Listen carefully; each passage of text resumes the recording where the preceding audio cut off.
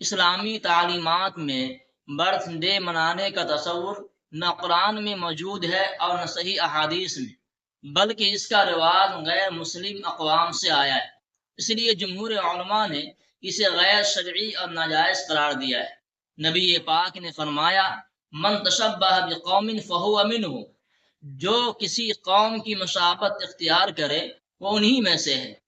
Birth day منانا، cake کاٹنا، موم بتیاں جلانا، gift دینا، یہ سب غیر مسلم کلچر کی چیزیں جن کی نقالی اسلام میں حرام ہے۔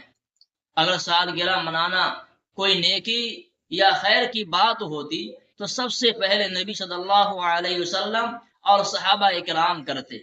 اسلام میں بے مقصد رسومات، فضول خرچی، وقت اور مال کا ضیاع منع ہے۔ ان المبذرین کانوا اخوان الشیاطین، فضول خرچ لوگ شیطان کے بھائی ہے۔ سالگرہ پر مہنگے کیک، تحفے، پارٹی، فضول اخراجات، یہ سب فضول خرچی کے زمرے میں آتا ہے۔ سالگرہ پر خوشیاں منانا دراصل عمر کے 1 سال کم ہونے پر خوشی منانا ہے، جو عقلاً بھی درست نہیں۔ صحابہ اکرام اپنی عمر بڑھنے پر خوف کھاتے تھے، جشن نہیں مناتے تھے۔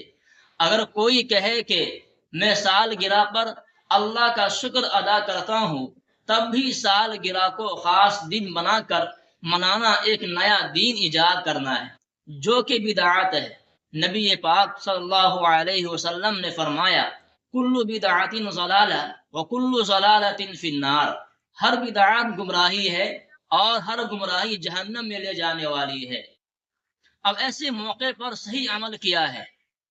اگر کسی کو شکر ادا کرنا ہے تو نوافل پڑھے، صدقہ کرے، اپنی زندگی کا محاسبہ کرے، اچھے اعمال کا ارادہ کرے، ہر دن کو آخرت کی تیاری کا دن سمجھے، محاسبہ نفس کرے، دعاؤں اور نیکیوں سے دن گزارے، زندگی کے ہر لمحے کو قیمتی جانے۔